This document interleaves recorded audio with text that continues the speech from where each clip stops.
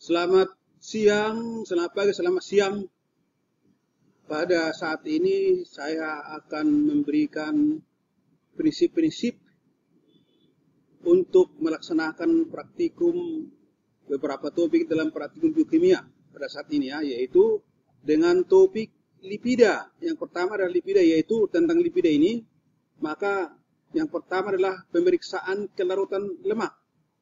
Ingat bahwa lipida itu adalah suatu senyawa yang terdapat dalam makhluk hidup, senyawa organik yang terdapat makhluk hidup yang tidak larut dalam air tapi larut dalam pelarut non-polar. Itulah definisi lipida. Salah satu komponen lipida yang paling banyak adalah lemak. Nah, itulah yang kita bicarakan yaitu untuk mengetahui, untuk menguji kelarutan lemak dalam berbagai pelarut. Oleh karena itu barangkali harus tahu dulu apa yang dimaksud dengan larutan. Larutan itu adalah dispersi molekuler atau ion, ya.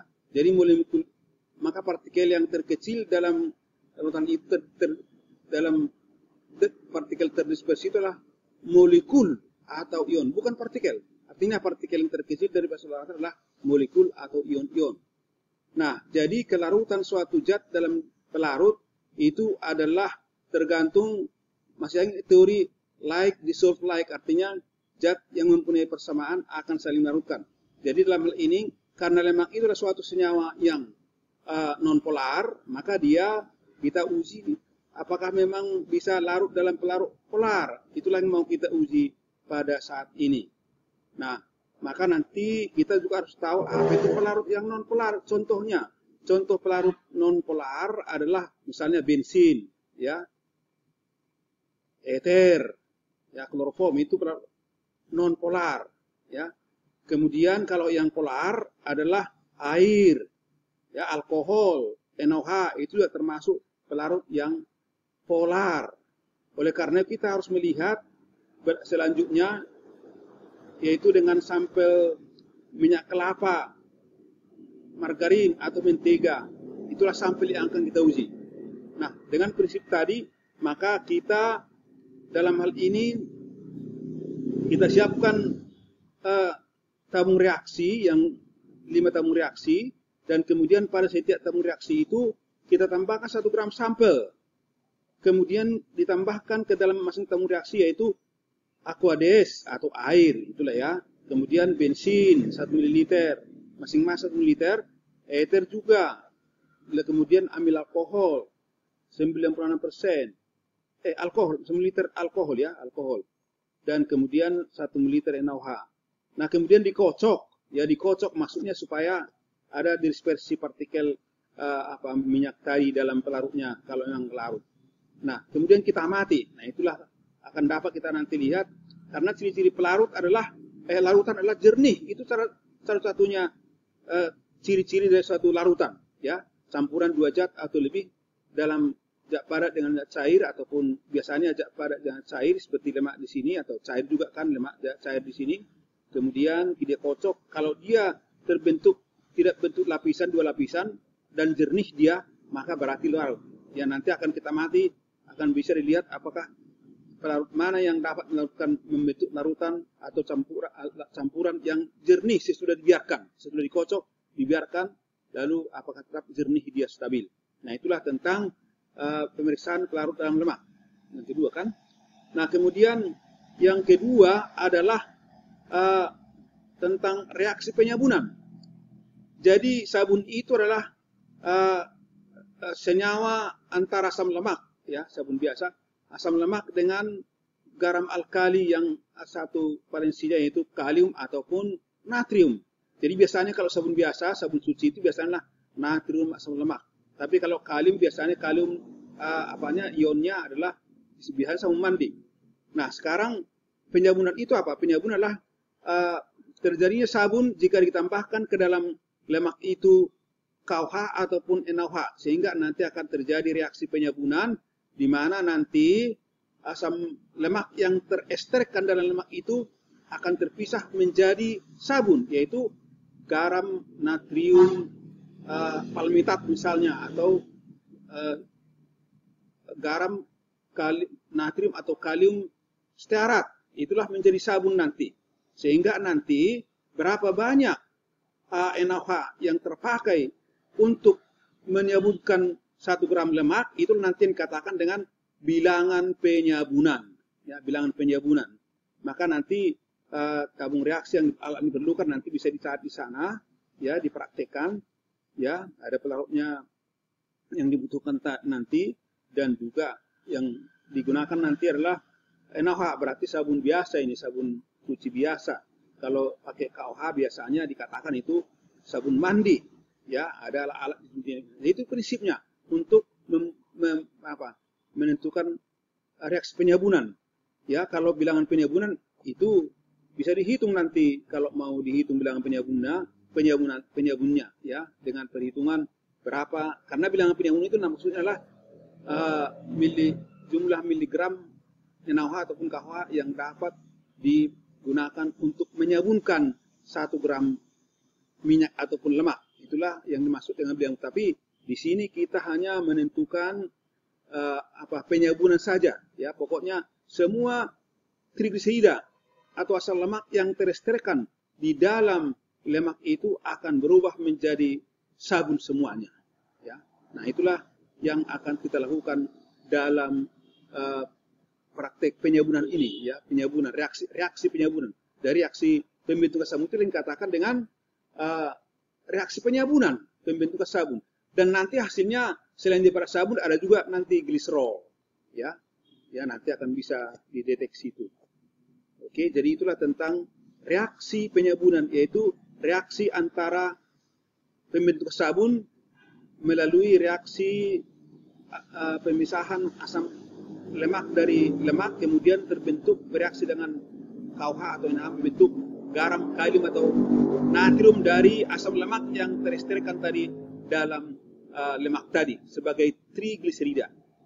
Nah, itulah nanti akan dilakukan dalam praktek dalam laboratorium, ya, karena datanya dicatat. Nah, yang ketiga adalah penentuan kadar lemak susu, ya.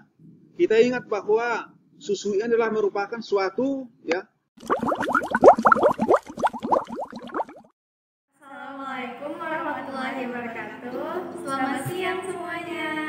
Hari ini kami dari Asisten Biokimia ingin mendemonstrasikan praktikum selanjutnya dengan judul pemeriksaan kadar lemak dan reaksi penyabunan. Sampel yang kami gunakan adalah minyak goreng dari minyak kelapa sawit. Nah, adik-adik bisa melihat prinsipnya sebagai berikut.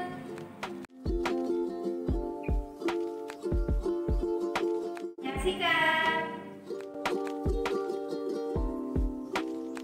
Disiapkan 4 tabung reaksi, kemudian masing-masingnya diisi dengan 1 gram sampel. Diisikan pada tabung pertama 1 mili Aquades yang diukur menggunakan gelas ukur melalui pipet tetes.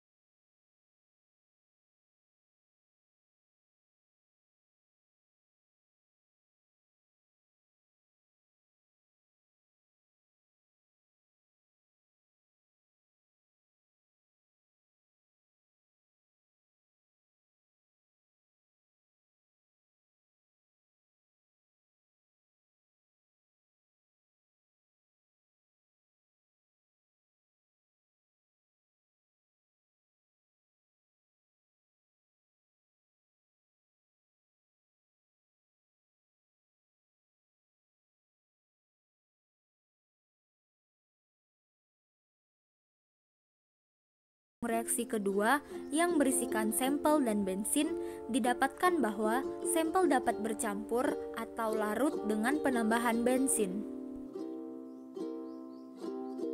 Pengamatan untuk tabung reaksi ketiga yang berisikan sampel dan alkohol 96% menunjukkan bahwa sampel tidak dapat larut atau tidak dapat bercampur dengan alkohol 96%.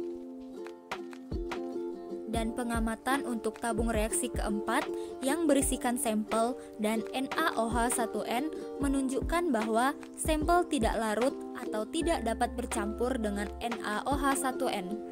Baik, judul selanjutnya adalah reaksi penyabunan. Sampel yang kita gunakan masih sama, yaitu minyak kelapa sawit ataupun minyak goreng. Dimasukkan sampel yang telah ditimbang ke dalam beker gelas 250 ml. Ditambahkan sebanyak 20 ml NaOH1n ke dalam beker gelas yang sudah berisi sampel menggunakan gelas ukur.